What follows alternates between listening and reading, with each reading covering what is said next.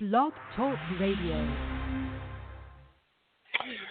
Baruch Hashem, this is Fundamentally Mormon. I am your host, Mark Lichten Walter, coming to you live on the 16th day of September 2019.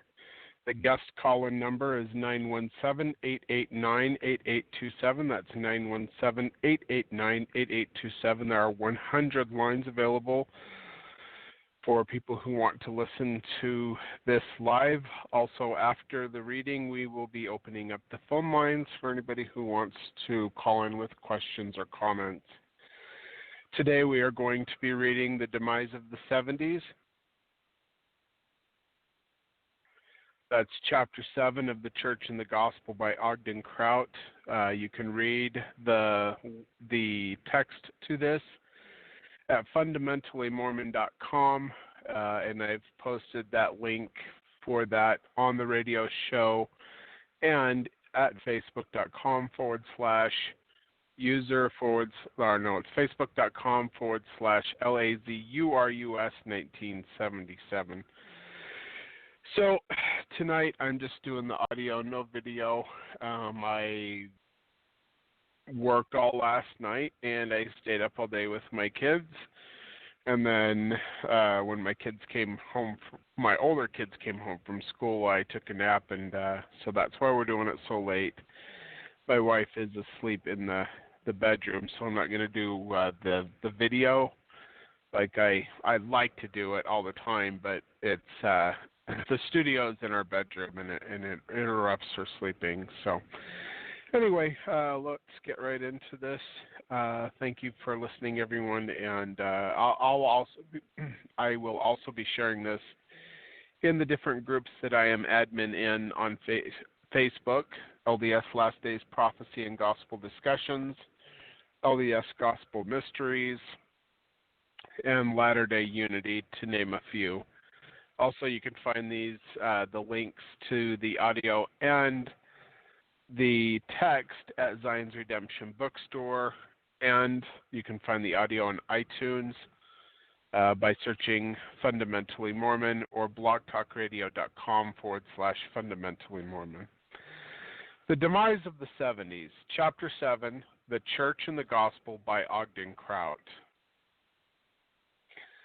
Scriptural and Early History. The calling and mission of the 70 is unique.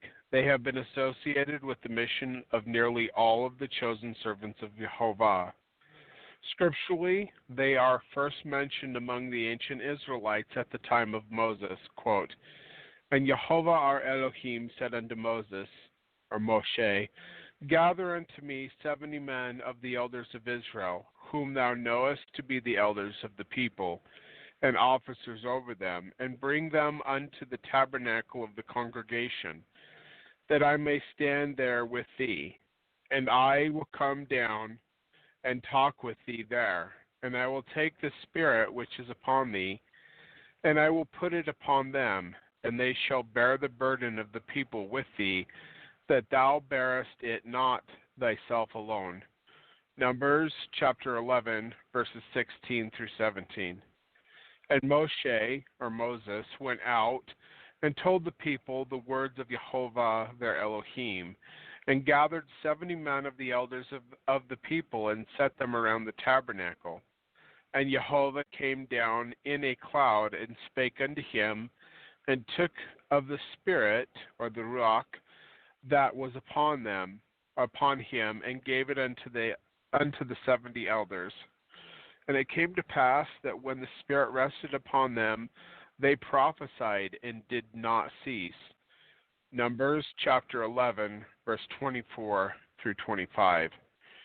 Referring to these passages in Numbers, B.H. Roberts, president of the 70s, explained, quote, "It is fairly safe to conclude the 70 elders of the two passages in question were really a quorum of the 70 as we know it." End quote. 70s, Course in Theology, first year, page 5. Rowland S. Wells also spoke about these early 70s, quote, The order of the 70 is doubtless of ancient origin, as we may naturally conclude from the writings of Moses. See Exodus chapter 24, verses 1, 9, and 11. See also Numbers chapter 11, verses 16 through 25. These references to the 70s, however, although very significant, are nevertheless so meager that we find difficulty in determining the nature of their duties or in connecting them with the subsequent organizations of that body, either in the meridian of time or in the latter-day dispensation. This much, however, is certain, that their calling was of high spiritual importance in the work of Jehovah, or the work of God. Improvement Era, April 1930, page 403. So the Improvement Era was an early church magazine of the Church of Jesus Christ of Latter-day Saints, and I think they still it's still a magazine for the younger kids, but they started doing the Ensign, which is the adult, I guess, magazine of the church. So, but anyway, the Improvement Era was pretty. It was the church magazine back in the day. So, all right, continuing on. So I actually, the words that Ogden wrote, like whenever I see it say the Lord, especially when it's Old Testament, anywhere it says the Lord in the King James Bible, which is where most of these scriptures are taken from, the original said the Tetragrammaton, the YHVH, which stands for Jehovah, and we know that the spelling of Jehovah is correct because there are almost 2,000 manuscripts that Nehemiah Gordon has found with his crew since September. And it's actually interesting. When the airplanes were flying into the building on September 11th and they were screaming Allah Akbar, right at that point, that's when Nehemiah, not knowing that was happening, he was over in Israel, he found the first Masoretic, I think. He found the first vowels in his first manuscript that gave the correct pronunciation for the YHVH, which is Yehovah, which is anglicized as Jehovah. Anywhere it says the Lord your God in scriptures, it literally says in Hebrew, Yehovah Ya Elohim, or Yehovah our Elohim. So whenever I see the Lord your God, I just say Yehovah your Elohim. Also, when Jesus was alive, he was a Hebrew child, little Jewish kid, and his mother Miriam, not Mary, because it's been anglicized.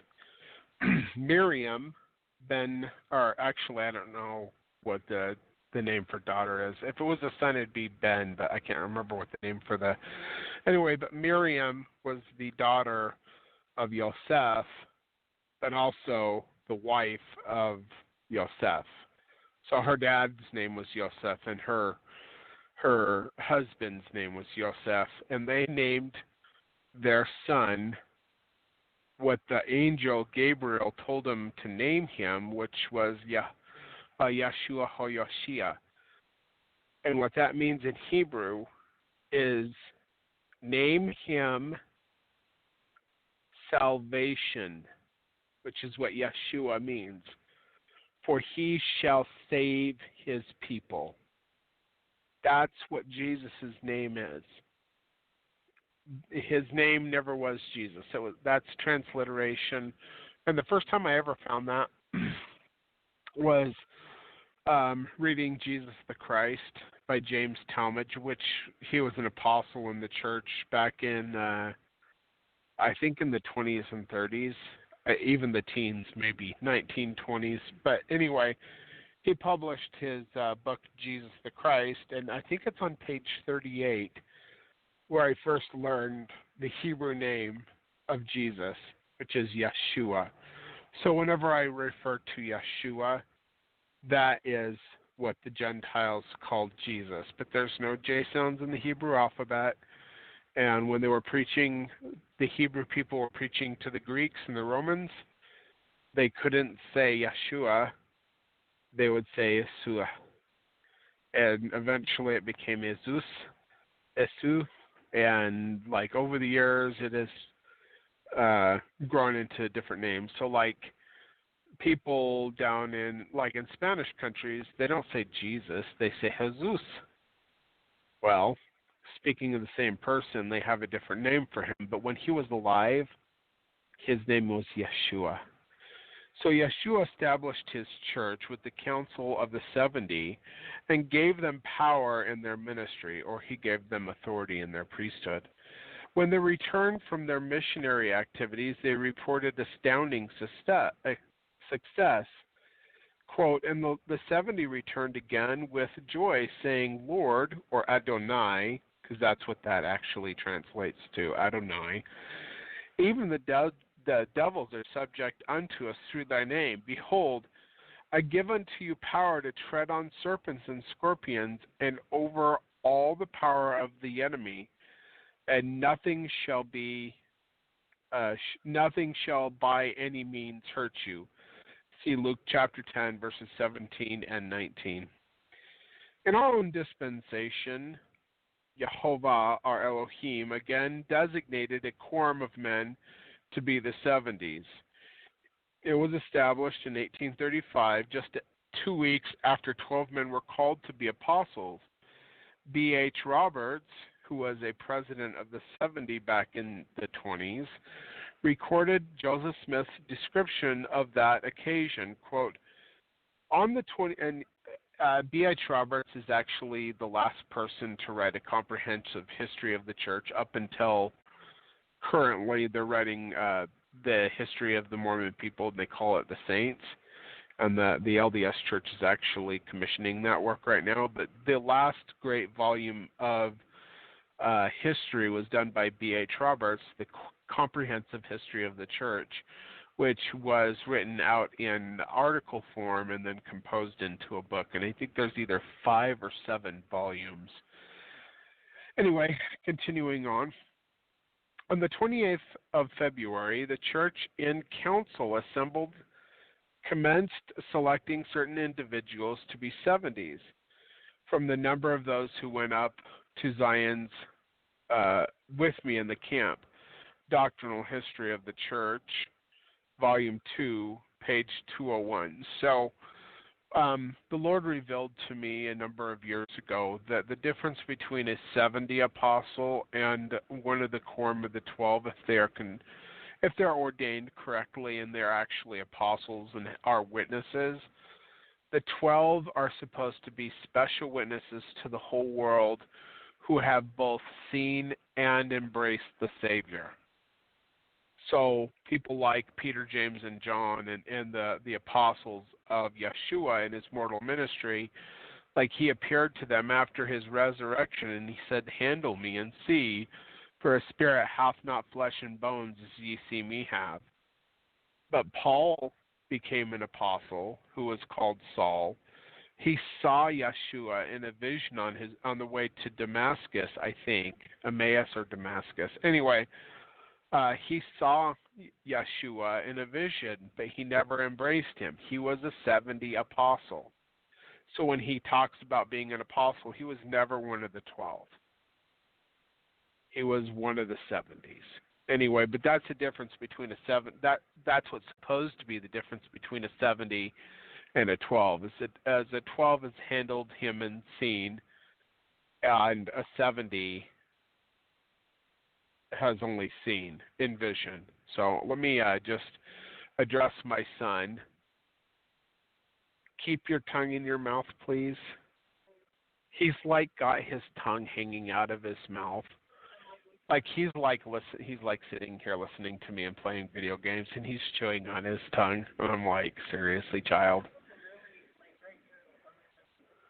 So go wash your face if you need to. If you're trying to lick your face off with your tongue like you're a dog, you should go down to the bathroom and wash your face off. That's disgusting, isn't it? Anyway, I wish I had a studio. Actually, you know what? We're moving here probably next month, and there is a room upstairs that is going to be a perfect desk, like office space for me, a perfect studio. And it's got its own door. It's not in the bedroom, so I'll be able to do the radio shows whenever I need to do them without disturbing people. It's going to be so nice. There's 4 bedrooms upstairs and 2 bathrooms, and then on the main floor there's a bedroom and a bathroom.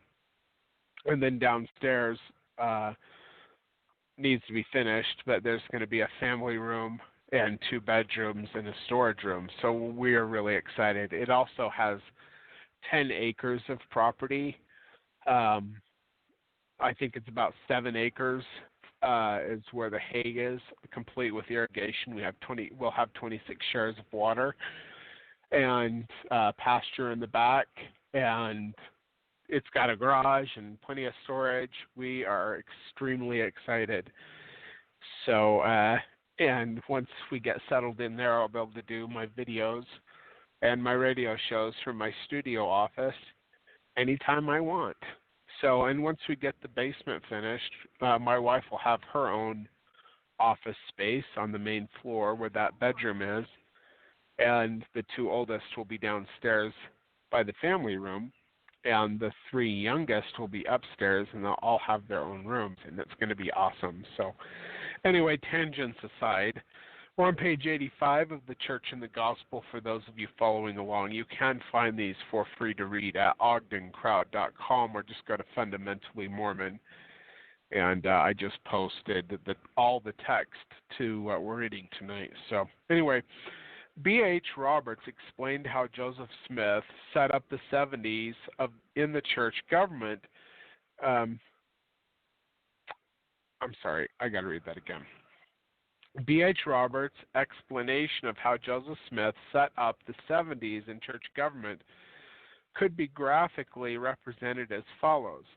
First presidency, legislative, judicial, executive.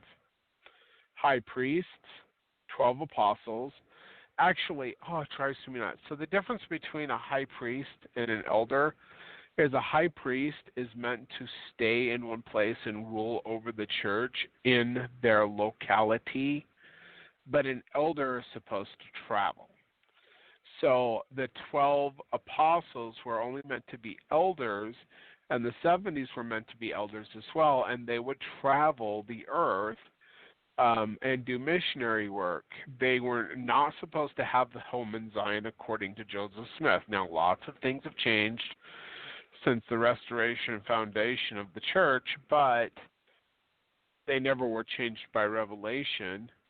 God gave us instruction on how things should be done, and a fundamentalist like myself believes that there's no reason for them to change everything like they do, and they change a lot. And then because most of the members of the church follow the correlated discussions and lessons, they don't know anything about how things used to be, unless they find it in anti-Mormon literature, and then they freak out because they're like, oh my gosh, the church is so evil because it changed and they're trying to cover it all up. Well, God gave it a certain way, and that's the way it should continue. Anyway, as far as the structure of the church. Anyway, the elders, the 70. Okay, like stakes, foreign missions, wards, and branches.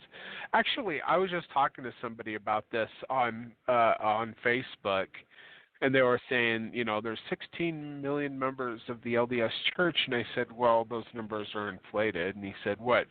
Do you think that they are lying to us at General Conference? And I said, yeah. If you look at the numbers, and then I pulled up a screenshot on the church's website, they claim to have 16 plus million members, and then they claim to have 30,000 wards and branches. Anyway, if you divide the actual numbers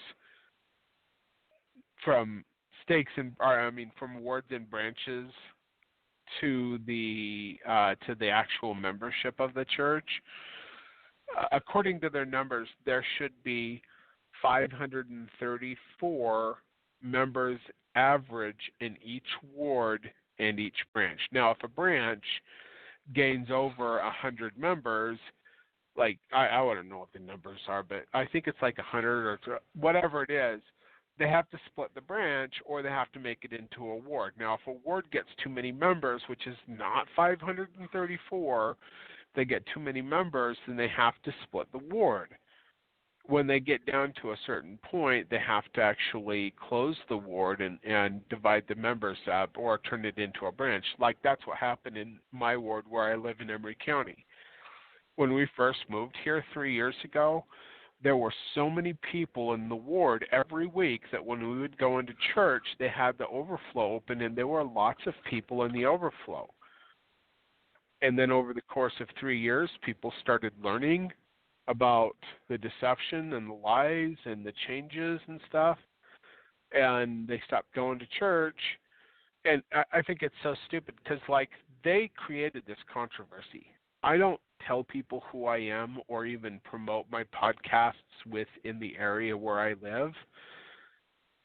And nobody would have known about any of this in the area, but the stake president told my bishop that he did not want me to speak at church. And I said, I'm not going to come to church and sit here like a bump on a log. I said, I was a gospel doctrine teacher many, many times. I was a teacher in the Elders Quorum, in the Elders Quorum presidency. In fact, I was called to be Elders Quorum one time, but I told the bishop that I was moving, and I suggested another individual, and he actually chose that individual to be the Elders Quorum president. But I never go off topic from what they're talking about. I don't stir up contention where I live.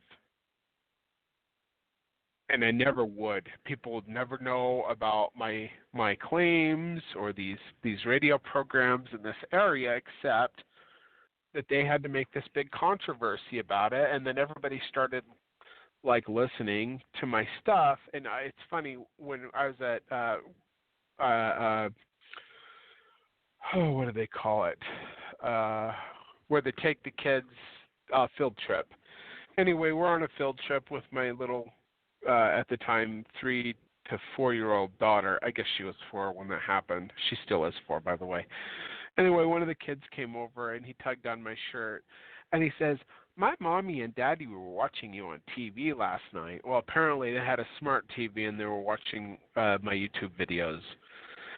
So, like, everybody knows who I am and what I say around here, and people are leaving the church.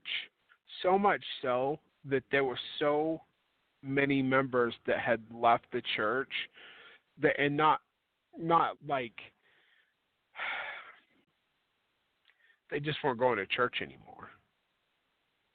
That they had to shut the ward down, release the bishop, and the few remaining members in my ward were split up into 2 different wards because they had lost so many members of the church in this area because they watched my videos and listened to my stuff. Now, a lot of them, like, and then the true believing members of the church, they all flip out and make up stories about me so that people don't listen to me and disparage me, but it's actually goes against what they're trying to do, because when people hear about my stuff, then they start listening, and then things are exposed and people leave the church, which is not what I wanted to begin with. When people come to me and say that they want baptism by my hand, and I've got a place to baptize, font, well, it's a hot tub, but it works. Anyway, I tell them to go to the LDS church. I have a huge following in Pakistan and India and all around the world. They want me to come there and preach and baptize them, and I send them links to get missionaries from the Church of Jesus Christ of Latter-day Saints. I do have an online ministry called the Church of the Living Messiah. I will baptize people and give them blessings, but I do not hold meetings as far as like other than what we're doing right now. It's an online ministry. The Church of the Living Messiah is not, and eventually maybe it will be where people congregate because, like, where else are we supposed to live united orders? The church isn't doing it. These things that God has asked us to do in the restoration, many things that the church has either decided they're not going to teach anymore or they disavow. Well, God never rescinded any of his commandments. And in order for us to keep higher laws so that we attain exaltation in the celestial kingdom, it ain't about going to the temple and paying your tithing to a corporation that has $32 billion in the stock market. Joseph Smith said it is the mind and will of God not to lay up another dollar to build up the devil's kingdom, and they have $32 billion in the stock market. Not to mention all of their other little, like office towers and like high-rise condominiums and all, the city that they're building down in Florida. You know, like, where's your united orders? Like, we all covenant in the temple to live the law of consecration, and the devil comes out and says, all they who do not live up to every covenant they've made this day will be in my power. Well, how are we supposed to live consecration with united orders, which we have covenanted to, if the church, with its billions of dollars, doesn't actually have a program where there is a people within the church that are called out to live the higher laws? They don't care about God's laws. Over the last 100+ years, they have changed the gospel. I mean, back in the old days, everybody knew that Jesus was the son of Jehovah or Jehovah back in the early part of the restoration. It even talks about that in the scriptures, and it's the temple dedication for the Kirtland Temple refers to Jehovah or Jehovah, our great Father, and his Son Jesus Christ. But in the 1880s, it started to be taught that Jesus and Jehovah were the same person, and eventually everybody was like, well, the name of our Father is Elohim. Well, in Hebrew Scripture, all over the place, wherever you see the Lord your God, it actually says in Hebrew, Jehovah Elohim. Jehovah Elohim. The Lord your God. Jehovah your Elohim. Elohim is a title which means mighty one. It does not mean what you think it means. Moses was called an Elohim. Pharaoh was called an Elohim. The judges of Israel were called Elohim. Pagan gods were called Elohim. It is not the name of God, the eternal Father, or God, the Father of Jehovah, or God, the Father of Jesus, or whatever. And even that word God drives me absolutely insane. It's a paganized version of it. Does not convey what God really is. It doesn't. And like people that are like, oh, you can't say God. God is not his name. God comes from pagan roots, like the way we use it in English. You know, and over the years, things change. Joseph Smith said that if they contradict, if any man preaches to you or writes to you or preaches to you things contrary to the Bible, the Book of Mormon, the doctrine, or the Doctrine and Covenants, set them down as imposters. Hold on. That is a $300 device. If it is not working, you shut it off. Then shut it off. No, you need to shut it off. Turn it off and stop arguing with me. I'll get some air and I'll blow it out later, but you're not going to ruin it tonight, Emmett. Emmett, when you blow into it, your spit goes into it and it gets in there. We have already had discussions on you destroying things with your tongue. He's like a dog. He likes to lick things and blow at things. It's like the old anyway, he's got to turn it off. I'll get some air, but to blow out this electronic device that he's trying to spit into. Anyway, so all the fun of not having a studio and doing live stream. Anyway, so let me see here. And you can turn off that TV and just lay down and go to sleep if you want. It's late anyway. Emmett, you're done. You have school in the morning anyway. So you can lay down and listen to me and stop arguing with me, please. Anyway, then you will lay there and you will like it. Stop talking to me. I'm doing the radio show. He's 14, for those of you who don't. Somebody actually, I told him that I had worked for driving coal like 14, 15 years ago, and he says, well, how old are you? And I said, 42. He says, no way, you look like you're in your 20s. And I was like, thanks, I think. I'm not sure. He says, you don't look like you're 42. I said, well, I feel like I'm 82, but thanks for that. Anyway. All right, you can read your book.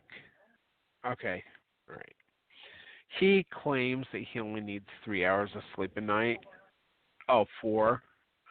And like, there's a lot of times when I'll go upstairs and check on him if I'm not working, and he'll be in his bedroom in the middle of the night reading a book because he doesn't need to sleep. So I don't know if it has something to do with his Asperger's or what. But he says he has hyperfunctioning disorder. I wish I had that, hyperfunctioning disorder. Anyway, let me get a drink real quick, and I'll continue on with the reading.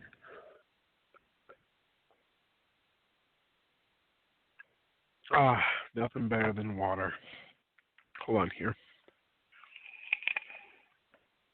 All right. The calling and office of the 70 was not only an important part of the church organization, but an organizational part of the Melchizedek priesthood. According to the apostle Bruce R. McConkie, quote, one of the ordained officers in the Melchizedek priesthood is that of a 70, end quote, Mormon Doctrine, page 707. Called by revelation. The selecting of the 12 and the 70 was done by revelation. It was the fulfilling of a vision which the prophet Joseph Smith had, and undoubtedly is the one mentioned in Doctrine and Covenants, section 107, which states, quote, and it is according to the vision showing the order of the 70 that they should have 7 presidents to preside over them, chosen out of the number of the 70. Doctrine and Covenants, section 107, page 93, or on page 86 for any of those who are following along. These groups of men had not only seen in vision, but God had specifically called for the organization to be established and gave all of the particulars on how it should function. Quote, President Smith then stated that the meeting had been called because God had commanded it, and it was made known to him by a vision and by the Holy Spirit. Doctrinal History of the Church, Volume 2, page 182. The prophet Joseph Smith, to those men assembled, quote, he, speaking of God, could not organize his kingdom with 12 men to open up the gospel door to the nations of the earth, and with 70 men under their direction to follow in their tracks, unless he took them from a body of men who had offered their lives and who had made as great a sacrifice as Abraham did. See, I'm not done with the quote, but when God restored the church through the prophet Joseph Smith, the 12 and the 70 were the missionary force of the church. They weren't going to the branches and to all the area conferences and stuff like they do today. They're actually going out and doing missionary work among the Gentiles and the Jews. Now they send a bunch of young, inexperienced kids out. And don't get me wrong, I loved my mission. I still have dreams about being a missionary sometimes. But the way God originally, and there's never been a revelation to change it, not one that we have voted on or seen or has been written down, where God has commanded that these 18 and 19-year-old kids are the ones that do the missionary work. Originally, it was men who are part of the 70 apostles and the 12 apostles that did that work. Continuing on with the quote, "Now the Lord has got his 12 and his 70s, who are all supposed to be apostles, and there will be other quorums of 70s called, who will make the sacrifice, and those who have not made their sacrifices and their offerings now will make them hereafter." Doctrinal History of the Church, Volume 2, page 182 in the footnotes. So these offices and callings were given by way of revelation and were appointed by the Lord or by Jesus as an important and lasting part of the church organization. Joseph Smith stated, "To begin the organization of the first quorum of the 70s, according to the visions and revelations which I here received, the 70s are to constitute a traveling quorums, to go into all the earth, whithersoever the 12 apostles shall call them." Doctrinal History of the Church, Volume 2, page 202. So now the church traveling quorums, all right? No, the church nowadays, they call these men to be area presidents and tell them to stay where they're at in their area. They're supposed to be traveling missionaries. Anyway, that was Doctrinal History of the Church, Volume 2, page 202. As ministers of the gospel. Let me get a drink here real quick. Regarding the offices and responsibility of the 70, men called to hold that church and priesthood position or are ordained to that office, not set apart to it.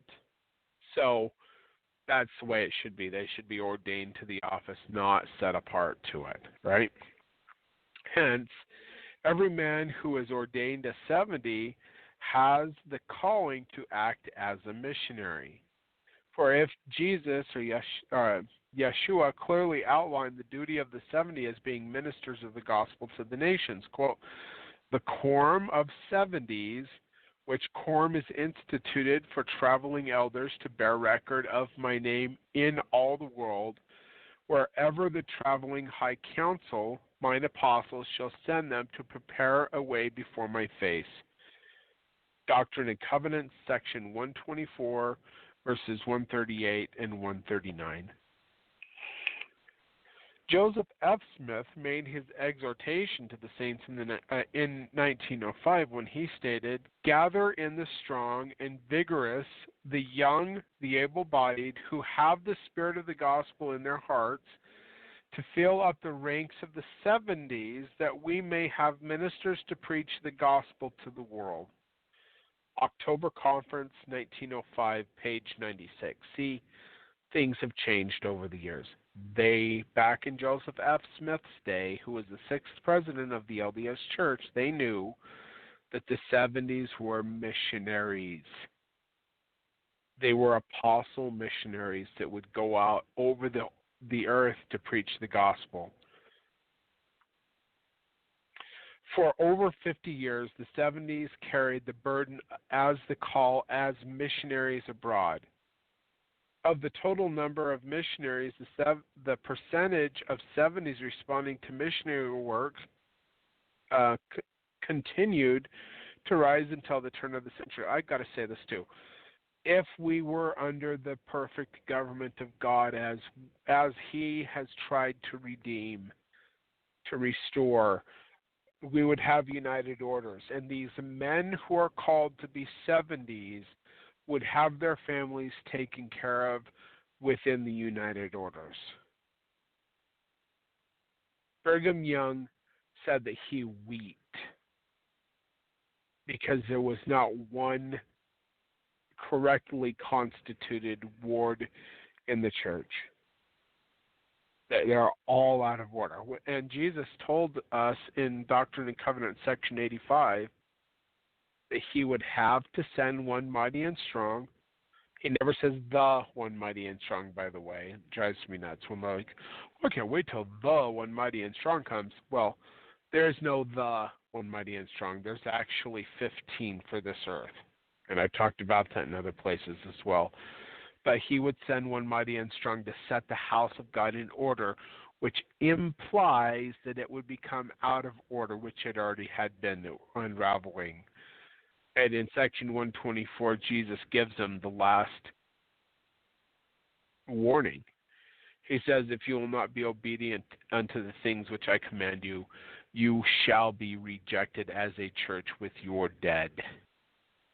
And in the teachings of the prophet Joseph Smith, it says that he will choose another people.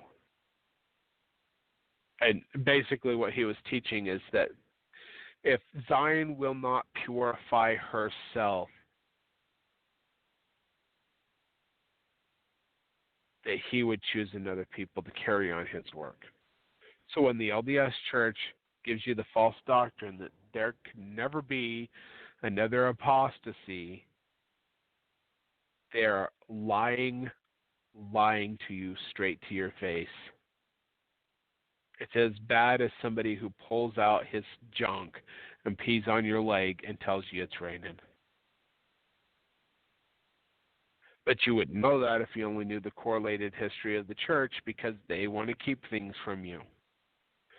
The gospel's never been different. It's always, no, it's been changing. Because the gospel that they're given to you is the gospel mixed with the perversion of men and the teachings of men, because they have gone and thrown many things away that were restored and changed doctrines and ordinances. Anyway, continuing on with the reading. However, after 1900, the percentage of 70s on missions dropped considerably.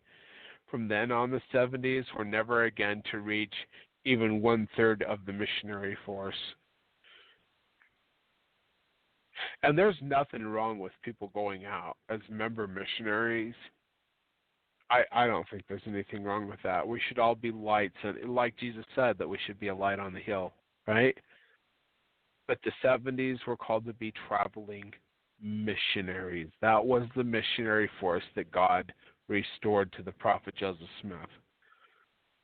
Not to go into some family and tell them they need to send their little boys and their little girls out somewhere in the world to go preach the gospel for 18 months or 2 years.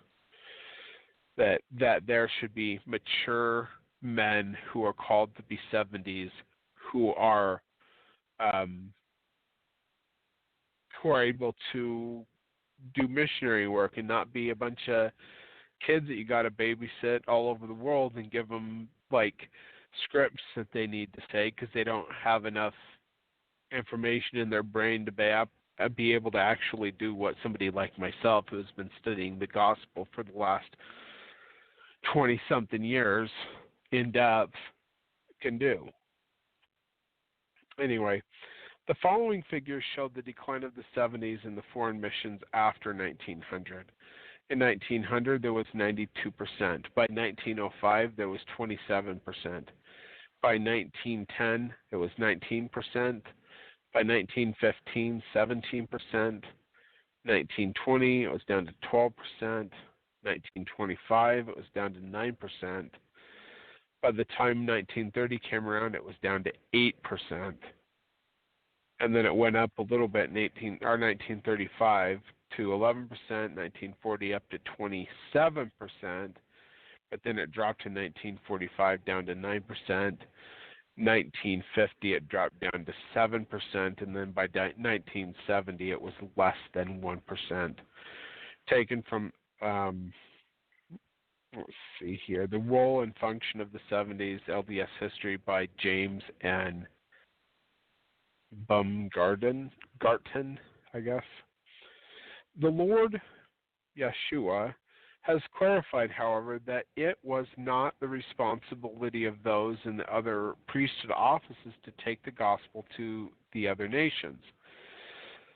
All right, quote, it is the duty of the traveling high council to call upon the 70, so he's talking about the traveling apostles, to call upon the 70s, who are also apostles, when they need assistance to fulfill the several callings for preaching and administering the gospel instead of any others. Doctrine and Covenants, section 107, verse 38. Whereas other officers of the church who belong not unto the 12, neither to the 70, are not under responsibility to travel among all nations.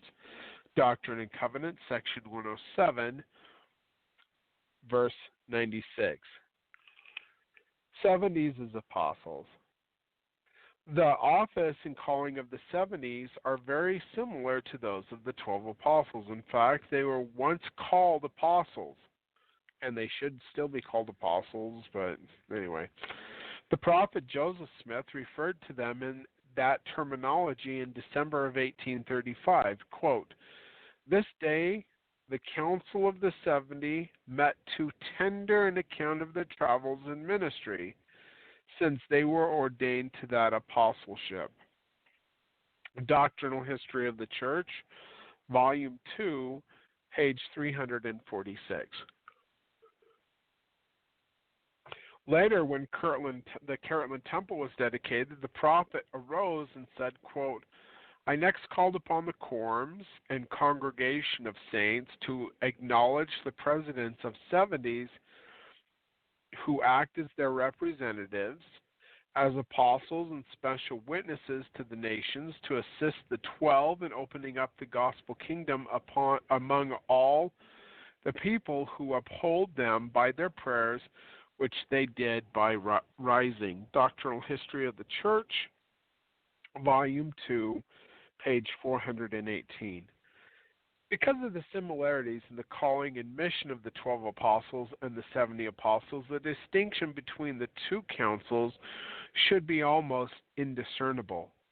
They are both called as ministers of the gospel and as witnesses of Jesus Christ. In fact, the 70s are conferred with the same powers, authority, and keys. Quote, in referring to this memorable period, speaking of 1835, the prophet Joseph gave him, referring to Joseph Young, the first intimation of his call to this sacred office by saying, the Lord has made you president of the 70s, and further refers to his ordination in his writing. Prior to his ordination, the prophet instructed his counselor, Sidney Rigdon, to confer upon him all the priesthood, powers, blessing, keys, and authority that they themselves possessed, which was strictly observed. This was done on the 28th day of February 1835, which position of 70s of all the 70s he held until the day of his death. And quote, taken from 70s Minute Book 1, page 281, minutes compiled by Robert Campbell, Church Historian's Office. On January 25, 1846, Parley P. Pratt conversed with some brethren in the celestial room of the Nauvoo Temple on the subject of authority and priesthood. He gave the following counsel. In case the quorum of the 12 should by any means become disorganized, that the 70 held the jurisdiction and authority of president of the church in all the world, whether it might be found. Nauvoo Record, Book B, page 276, or on page 90, for those of you following along in the Church and the Gospel. You can find the text to this at fundamentallimormon.com. B.H. Roberts clearly explain the equality of the authority held by the three priesthood quorums in the church. Quote, the quorum of the 12 apostles are equally in power and authority to the first presidency. The first quorum of the 70 is equal in authority to the quorum of the 12, and of course, indirectly equal in authority to the first presidency, since things equal to a common thing must be equal to each other. Correlated History of the Church, Volume 2, page 369. Roberts goes on to explain that this authority would not be used by the last two quorums mentioned unless the first quorum was for some reason disorganized. Quote, but these powers of presidency without diminution, I can't say that word, would be exercised by the quorum of the 12 or the 70 should occasion arise for it, and that was quoting the last book that we quoted on page 370. The 70 and the high priest controversy. So people who call in, if you remain on the line, so we just had a caller drop. If you remain on the line, I'll take your calls at the end of the reading, not during the reading. So, and then anybody who swears or gets stupid, I'll just cut them off. So, because that's what happens at night. It seems like people call in and then some people have some good questions, but then there's other people who want to just be stupid because they're trolls. Excuse me. Emmett, can you go get me some more water, please? Emmett. Emmett! Oh, is he asleep? Little Mister says that he doesn't need to sleep, and he lays down for 2 seconds and falls asleep. That is funny. Oh, let's see. Oh, I got a little bit more water. I'll have to save it. So I'm planning tonight on actually doing 2 radio programs. So what I do is I read 1 chapter per program. Well, with the way I've been working lately, I work every other night and I sleep every other night. So I want to do a radio program 4 or 5 days a week. It's just really hard. So as soon as my kids got home today and I didn't have to watch my newborn and my 4-year-old, I went and took a nap and slept enough so that I can actually be awake to do a couple of radio programs tonight while I'm not driving my semi-truck. So anyway, continuing on, even in the days of Joseph Smith's problems arose over the difference in authority between the 70 and the high priests. Brigham Young tried to clarify, quote, that the 70s are ordained apostles, and when they go forth into the ministry, they are sent with power to build up the kingdom in all the world, and consequently have power to ordain high priests and also to ordain and organize a high council. Some of the high priests have been ready to quarrel on the subject, supposing that they had power and authority above the 70s, because they're like, we're high priests. Well, each office has a place. It doesn't mean that there's higher and lower authorities. The high priests are meant to be stationary, where the elders of the church are meant to travel. I don't want to get into that too much, though. But anyway, so like people in their heads, they get in these little controversies in their heads, and then they go crazy over them, thinking that they have authority over other people, which goes against the whole free agency thing. So anyway, let's see here. And some of them, in some of their zeal for power, to have abused and trampled on the feelings of some of the 70s. History of Brigham Young manuscript, December 14th, 1845. Years later, President Brigham Young continued to support these views. We're on page 91 for those of you following along. Oh, he is awake. Emmett, go get me some water. Why did you ignore me when I was talking to you before? You were asleep for 5 seconds while I asked you to go get me some water. He's sitting up now talking to me. So, you have a headache? Maybe you should go to bed earlier.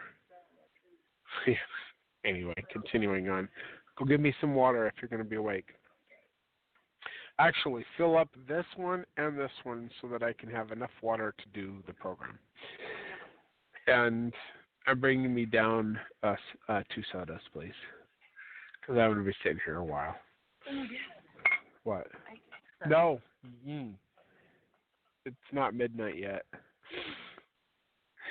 What ordination should a man receive to possess all the keys and powers of the holy priesthood that were delivered to the sons of Adam? He should be ordained an apostle of Jesus Christ. You read in the Revelation alluded to that when the 12 are called and ordained, they possess the same power and authority as the 3 first presidents. And in reading further, you find that there must needs be appendages and helps growing out of this priesthood. The 70s possess the same power and authority. They hold the keys of establishing, building up, regulating, ordaining, and setting in order the kingdom of God in all its perfections upon the earth. Journal of Discourses, Volume 9, page 87 through 88. So if they had all the authority to set the house of God in order, why would God have to send one mighty and strong to set it in order? It drives me nuts. They don't have the authority. In section 124, Jesus tells them to build a temple whereby the Father can come dwell therein, that he might restore that which was lost unto them, or that which was taken away, even the fullness of the priesthood. And Jesus says, if you don't do what I say, you'll be rejected as a church with your dead.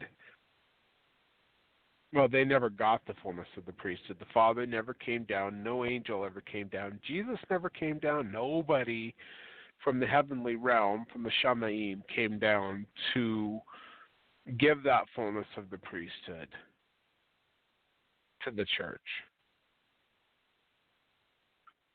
They don't have the authority to set it in order. So, anyway. Thank you, Emmett. And, no, don't ever put a glass right on the edge of a table. You should know better. Seriously? Now where am I supposed to put this cup? Emmett, use your brain. Okay. Go use your brain to put on your pillow and go back to sleep. I will turn this light off for you. I don't need it. I can see everything. All right. Good night, Emmett. Let's see here. However, these conflict in the calling of the authority of the 70 continued. By 1926, high priests were more and more frequently being called to do the work of the 70s. Heber J. Grant and some of the 12 apostles decided to change the jurisdiction of the high priests over all the 70s. You know what drives me nuts about this man, Heber J. Grant? You know, at the end of his life, he cried, he wept, and stated that the heavens were as brass to him and that he could not receive a revelation from God. Yet it was he who changed how the priesthood was not conferred anymore, but only people were ordained to offices. That's why many of your lines of authority are invalid, because people in your lines of authority back in the days of Heber J. Grant and George Albert Smith, David O. McKay actually changed it back, but the priesthood lines have already been severed. They only ordained to offices. They didn't confer priesthood, Aaronic or Melchizedek. That's why your priesthood doesn't work.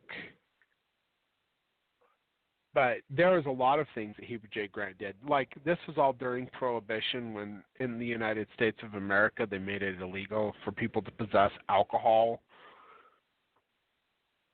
And they had the whole women's suffrage movement and all of that. Well, Heber J. Grant decided to make the word of wisdom into a commandment, and it never was meant to be a commandment.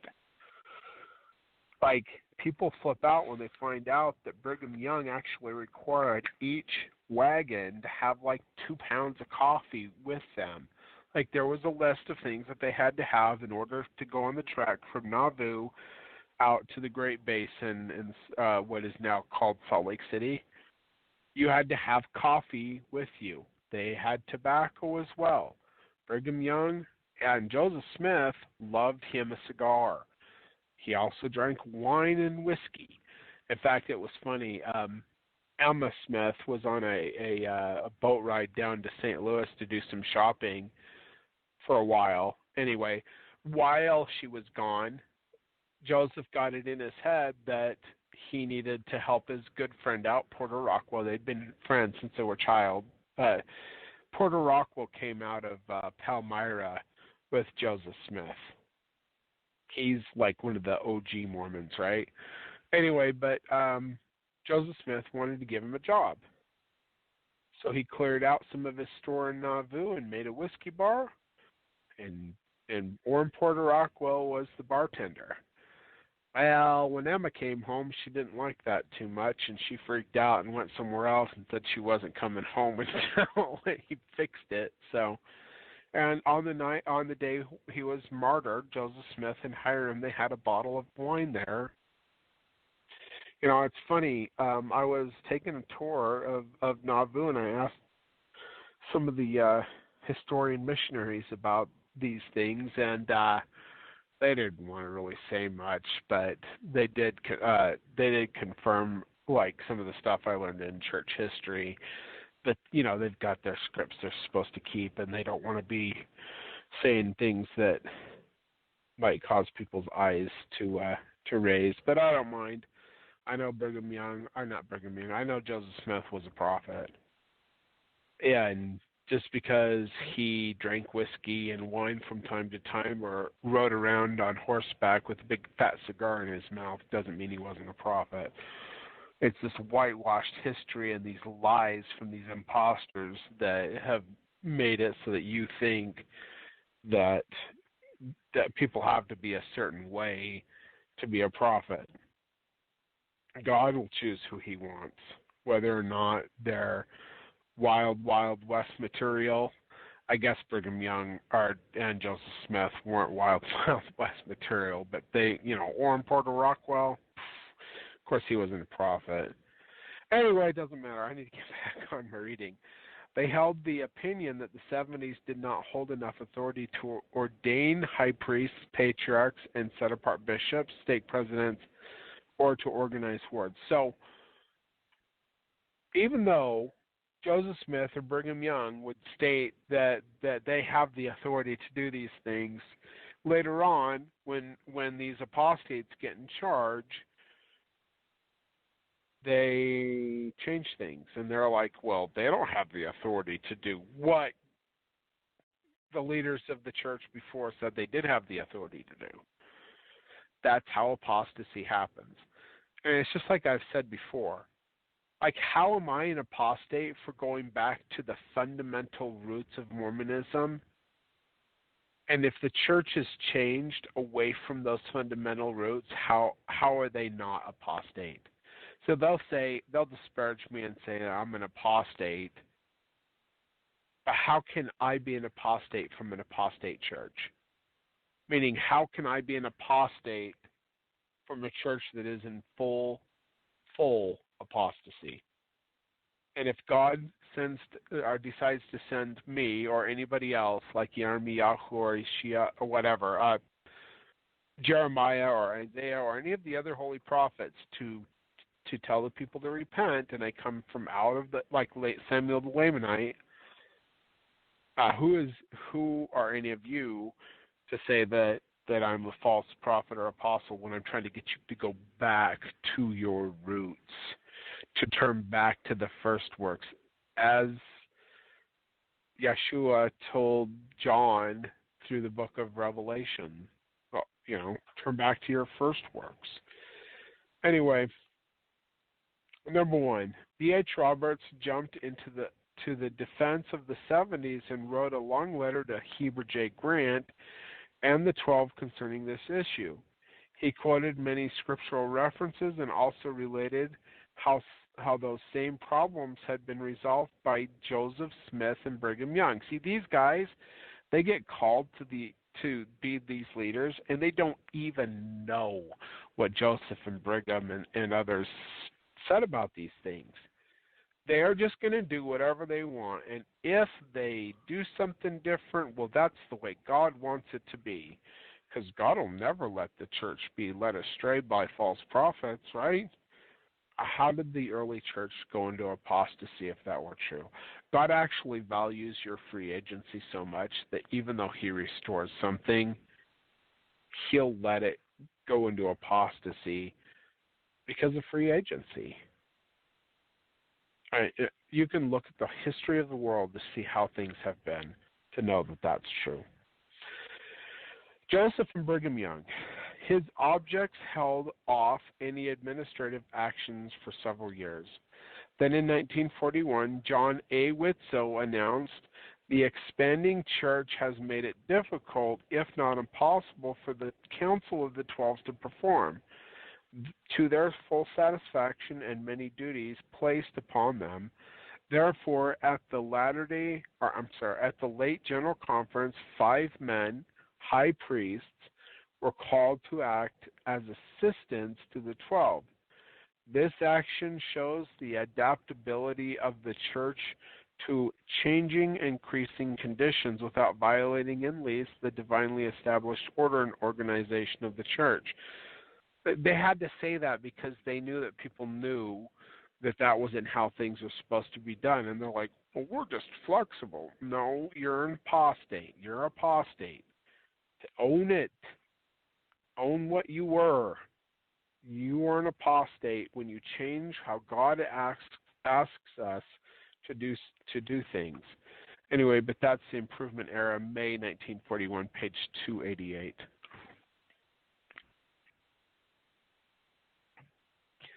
By October of that year, all of the assistants to the 12 were high priests. See, and that is exactly wrong.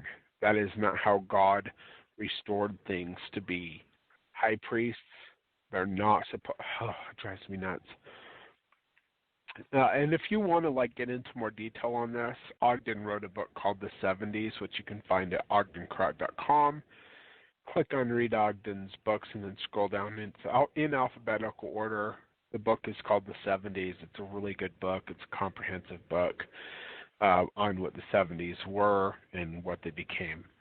So this is one chapter that goes over things, but in each of the chapters in this book, you can find a full book that Ogden compiled, which goes into detail on all of this stuff. 20 years later, another change was to get newspaper attention. The 7 presidents of the 70 were to become high priests. This change gave the inference that the 70 who is ordained a high priest is being advanced.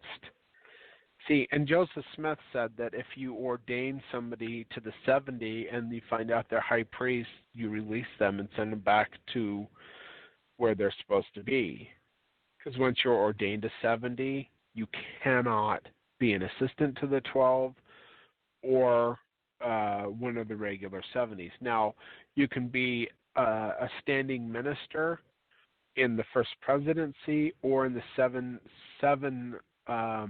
presidents of the 70 that are to be kept in Zion. But if you're a traveling minister, like the 12 and the 70 are supposed to be, then you are supposed to be elders. And if you are found out to be a high priest, you have to be released, according to Joseph Smith. Anyway, the members of the first council of the 70 are now given the authority of high priests to set in order all things pertaining to stakes and wards under the direction of the 12 apostles. Conference report, September, October, so I guess it started in September and ended in October. That's kind of weird. Anyway, that's September, October conference, 1961, page 90. But keep in mind what the Lord Jesus, or Yeshua, had previously said. And it is according to the vision showing the order of 70 that they should have 7 presidents to preside over them, chosen out of the number of the 70. Doctrine and Covenants, section 107, page 93, and not out of the high priests, but out of the 70. The prophet Joseph Smith stated that the 70s are to be taken from the quorum of elders and are not to be high priests. Teachings of the prophet Joseph Smith, page 112, are not to be high priests under stake control. After 1936, the entire program was changed and the 70s were organized into separate quorums with stake control. See, they were supposed to be over the stakes, not to be like placed in jurisdiction under the stake presidents. Anyway, continuing on, we're on page 93 for those of you following along. The supervision of the 70s under the direction of a stake committee relates exclusively to local activities in stakes in wards and comes rightly under their supervision. Whatever plan may be adopted to make their work more effective and does not in any way conflict with the present system of supervision of the 70s by the First Council in collaboration with the presidents of stakes. Improvement Era, January 1938, page 38. It seems rather amusing how such changes are to be made in the structure of the church organization with the immediate justification that it does not in any way conflict with the present supervision of the 70s. The 70s were, of course, gradually relieved of their responsibility to the nations and confined to the stakes. This was finally confirmed by the Apostle John Whitsoe, which stated, "The activities of the 70s residents in the stakes, both as to the quorum and individuals, are under the supervision of stake presidents and ward bishops." So that's their apostasy, and it's changed since then too. Like, God reveals it a certain way, they change it, and they change it back, and then they change it over to this other thing because all they can do is change.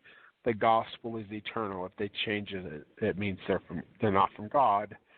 Anyway, President and Church Government, page 275. Thus, the 70 quorums were no longer part of the ministry, but another stake quorum, acting as almost a junior elders quorum. Then, in April 1974, the church announced that the stake presidents would now have authority to ordain and set apart 70s. Spencer Kimball stated that, quote, "This should cause the 70s to look to the stake presidents for their leadership and cause stake presidents to give more effective direction to the work of the 70s. Ensign, May 1974, page 125, or on page 94 for those of you following along. Ultimate disillusion. When the 70s were sent back into the stakes and put under state control, there was very little for them to do. This resulted in the idea that they were not needed.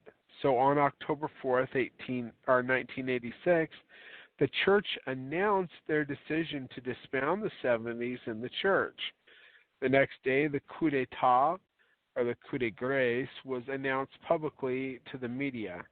This is a copy from the Salt Lake Tribune, and that in the book, I'm reading it online, or actually on my computer in notes. But if you have the book, it actually show you the article on page 95. When the 7 presidents of the 70s were all made high priests, and the future ordination of 70s were discontinued, one wonders why they still called the first and second quorum of the 70s. Maybe they should be called the first and second quorum of the high priests. Since the title of 70 is in reality a memory of the past. See, they're all high priests now. They're not 70s. Jesus Christ himself had designated that the laborers of the 70s should be whithersoever he himself would come. Thus they were called to be one of the highest appointments ever committed to mortal men. Only a few men still have that ordination. To summarize, so we're getting close to the end of this radio program. The guest call-in number is 917-889-8827. So the guy or the lady or whoever it was that called before, if you want to call back now, we're getting pretty close to where I can open up the phone lines. If we don't have anybody, I'll end the radio program, and then I might start another one after I finish this. But like I said, the guest call-in number is 917-889-8827. To summarize, 1. Anciently and at the time of Christ, the work of the ministry was designated to the 70 because they were apostles who were traveling ministers. Number 2. The prophet Joseph Smith restored the calling and ministry of the 70 by revelation. And in order to understand the true calling of the 70s, you can assume all you want by reading just the Bible, but unless you have revelation, you're not going to know what this even is. That is why it was so important for God to restore a prophet to the earth, so that things could be set in order, so that he could lay the foundation for Zion to be redeemed. But what does it take for Zion to be redeemed? According to Genesis chapter 9 of the Joseph Smith translation, when a people live all that I have commanded them, they shall look up, and Zion shall come down from above, and the church of the firstborn will come down out of heaven and possess the earth. Joseph Smith laid the foundation. We're waiting for a people to be obedient to what God has asked us to do so that Zion can be redeemed. He doesn't care about quantity. He cares about quality. He has sent the fishermen throughout the earth to gather in every strange fish out there. But now he is calling hunters like myself and others to go among those strange fish and to find them, that Zion might be lived by another people. As Joseph Smith said, God would choose another people. Let's see here. So Joseph Smith restored the calling and ministry of the 70 by revelation. Number 3, the 70 was reorganized as an office in both the church and the Melchizedek priesthood. Number 4, the 70s were acknowledged as a quorum of apostles.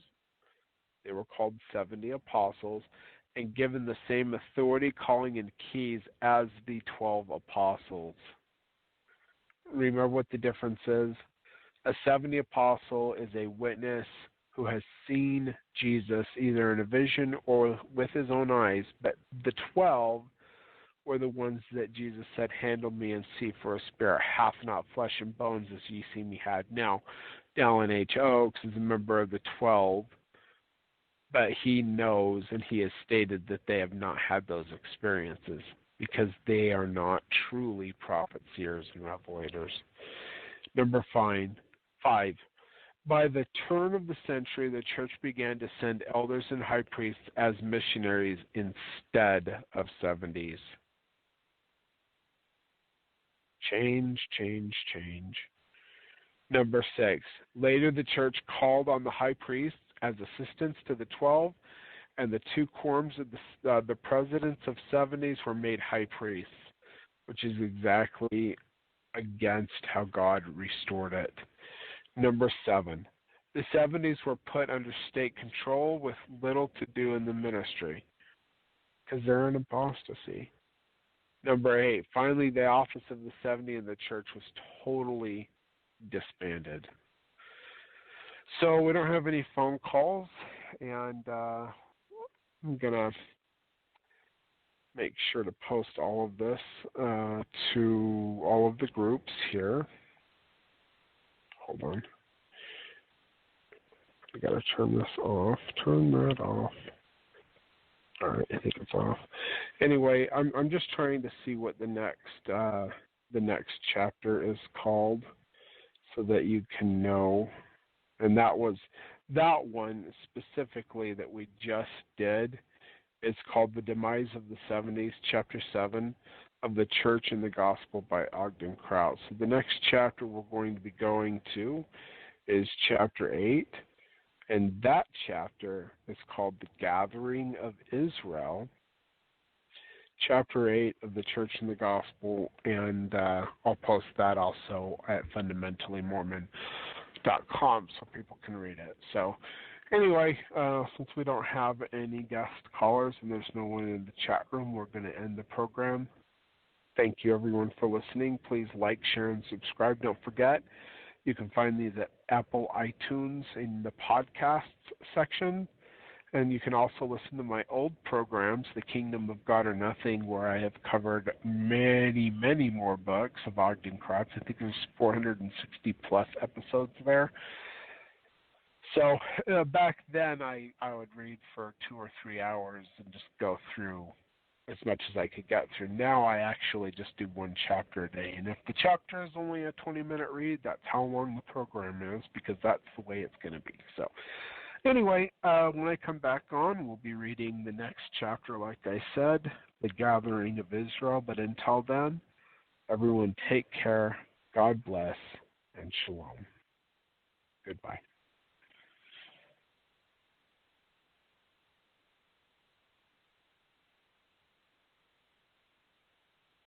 That unrighteously